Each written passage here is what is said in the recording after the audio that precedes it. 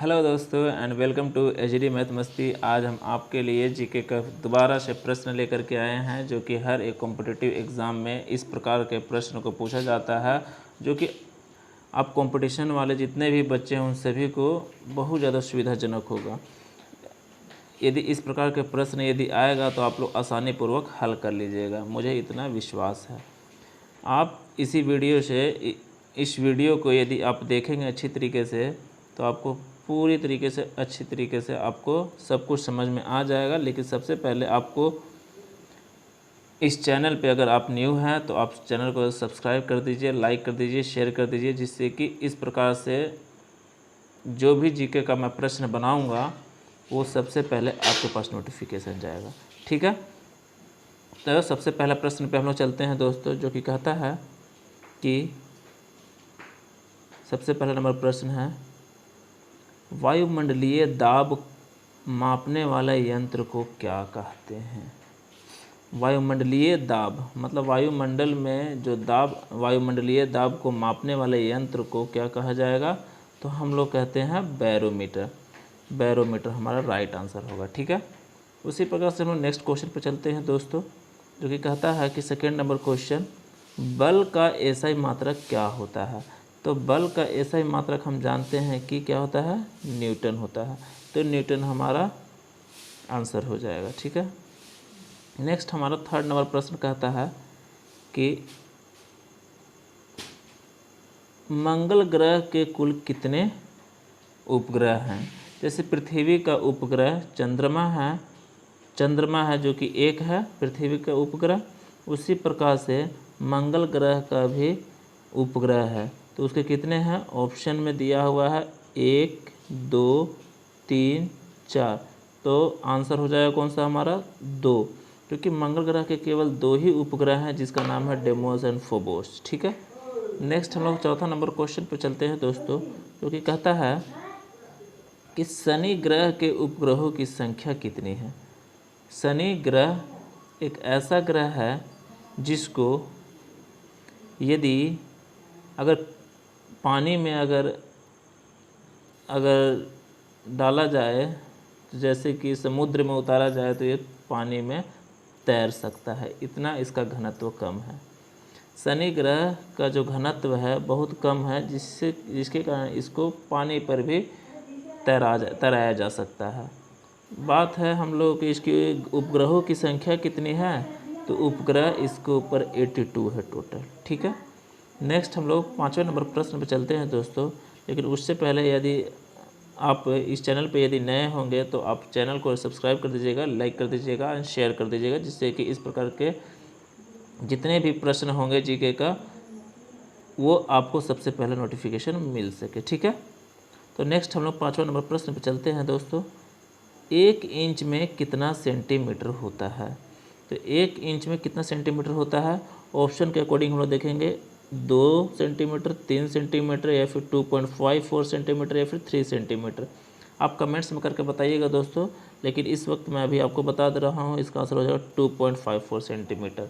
मतलब 1 इंच में कितना होता है, 2.54 सेंटीमीटर होता है। ठीक है, नेक्स्ट हम लोग प्रश्न पे चलते हैं, छठा नंबर प्रश्न पे। छठा नंबर प्रश्न क्या कहता है कि विद्युत प्रतिरोध का एसआई मात्रक क्या है। विद्युत प्रतिरोध का एसआई मात्रक होता है हमारा ओम। ठीक है, विद्युत के प्रतिरोध को जो एसआई मात्रक होता है वो हमारा ओम होता है। ठीक है, नेक्स्ट हम लोग सातवां नंबर प्रश्न पर चलेंगे। लाइक शेयर एंड सब्सक्राइब करते रहिएगा दोस्तों, लाइक शेयर जरूर करते रहिएगा और सब्सक्राइब कर दीजिएगा। ठीक है, जिससे कि इस प्रकार का वीडियो जो भी आएगा तो आपको सबसे पहले नोटिफिकेशन प्राप्त हो सके। 7वें नंबर क्वेश्चन पर हम लोग देखते हैं दोस्तों, समुद्र की गहराई मापने वाले यंत्र को क्या कहा जाता है। समुद्र की गहराई को मापने वाले यंत्र को हम लोग फैदोमीटर बोलते हैं। जो फैदोमीटर हो गया है वो फैदोमीटर होगा बाबू, फैदोमीटर। ठीक है, फैदोमीटर। नेक्स्ट हम लोग चलते हैं 8वें नंबर प्रश्न पे, जो कि 8वें नंबर प्रश्न कहता है कि दूध की शुद्धता मापने वाले यंत्र को क्या कहा जाता है। इसी के दूध जैसे कि हर घर में प्राप्त होता है, और कोई कोई जो है बेचने का कार्य करते हैं, उसमें पानी मिला दिया जाता है। तो वो जो खरीदता है उसको किस प्रकार से मापा जाता है, किस यंत्र द्वारा मापा जाता है, वो लैक्टोमीटर के द्वारा नापा जाता है। ठीक है, तो लैक्टोमीटर हमारा राइट आंसर होगा। ठीक है, ऑप्शन ए। उसी प्रकार से हम 9 नंबर प्रश्न पर चलते हैं, जो कि कहता है कि धूल साफ करने वाला उपकरण को क्या कहा जाता है। जो धूल कण जो गाड़ियों में साफ़ करते हैं, चाहे कहीं पे भी धूल कण को साफ़ करने वाले यंत्र को हम लोग वैक्यूम क्लीनर बोलते हैं। तो वैक्यूम क्लीनर कौन सा ऑप्शन होगा हमारा, सी ऑप्शन हमारा राइट होगा, वैक्यूम क्लीनर। ठीक है, नेक्स्ट हम 10 नंबर प्रश्न पर चलते हैं दोस्तों, जो कि कहता है कि किसी मनुष्य के शरीर का सामान्य तापक्रम कितना होता है। तो सामान्य तापक्रम यदि हम देखते हैं कि फ़ारेनहाइट में पूछ रहा है या फिर डिग्री सेल्सियस में पूछ रहा है। यदि फ़ारेनहाइट में पूछेगा तो 98 डिग्री फ़ारेनहाइट होगा। ठीक है, 98 डिग्री फ़ारेनहाइट। तो इसमें देखिए कि हम देख रहे थे कि इसमें 98 डिग्री सेल्सियस है, लेकिन ये तो हमारा उतना नहीं होता है। 36 से 37 डिग्री सेल्सियस हमारा सामान्य ताप रहता है एक स्वस्थ मनुष्य का, लेकिन यहाँ सेल्सियस में, डिग्री सेल्सियस में ना दे करके फ़ारेनहाइट में दिया हुआ। तो राइट ऑप्शन हमारा ए हो जाएगा, 98 डिग्री फ़ारेनहाइट। ठीक है, नेक्स्ट हम 11 नंबर क्वेश्चन पर चलते हैं दोस्तों, जो कि 11 नंबर क्वेश्चन कहता है दाढ़ी बनाने में कौन सा दर्पण का प्रयोग किया जाता है। दाढ़ी जब आदमी बनाता है तो उसमें कौन सा दर्पण का प्रयोग किया जाता है। तो आप ऑप्शन के अनुसार देखिए, अवतल दर्पण या समतल दर्पण या उत्तल दर्पण या फिर इनमें से कोई नहीं। तो आप कमेंट्स में करके बताइएगा दोस्तों कौन सा दर्पण होगा, लेकिन इस वक्त मैं आपको बता देता हूँ, वो अवतल दर्पण द्वारा हम लोग जो है दाढ़ी बनाने का प्रयोग करते हैं। ठीक है, तो अवतल दर्पण हमारा राइट ऑप्शन होगा। ठीक है, नेक्स्ट हम 12 नंबर क्वेश्चन पर चलते हैं दोस्तों, जो कि 12 नंबर क्वेश्चन कहता है मानव आँख की रेटिना पर कैसा प्रतिबिंब बनता है।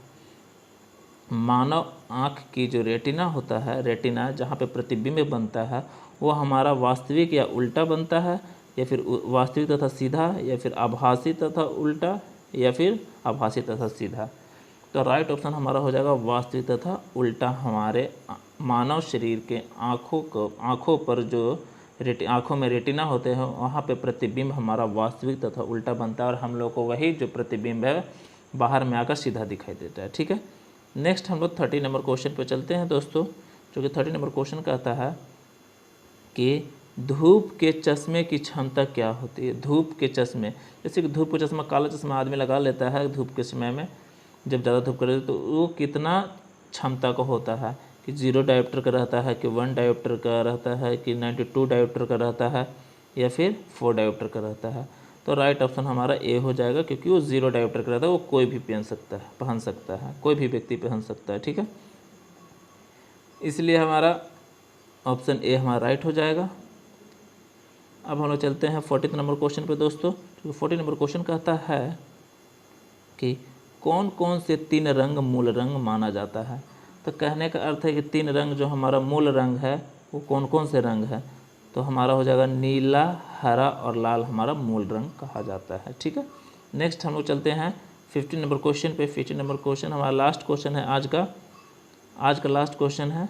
प्रत्येक दिन मैं दोस्तों आपको कह रहा हूँ कि 15 क्वेश्चन मैं करवाऊँगा हर हाल में, इसलिए आप यदि इस चैनल पे नए होंगे तो लाइक, शेयर एंड सब्सक्राइब करना नहीं भूलिएगा। इसलिए क्योंकि इस प्रकार का जो जीके है मैं प्रत्येक दिन आपके लिए लेकर के आऊँगा, और आपको निश्चित रूप से मैं 1 महीने के अंदर मैं 1 महीने में मैं आपको कम से कम 450 जीके तो देना ही देना है मुझे हर हाल में।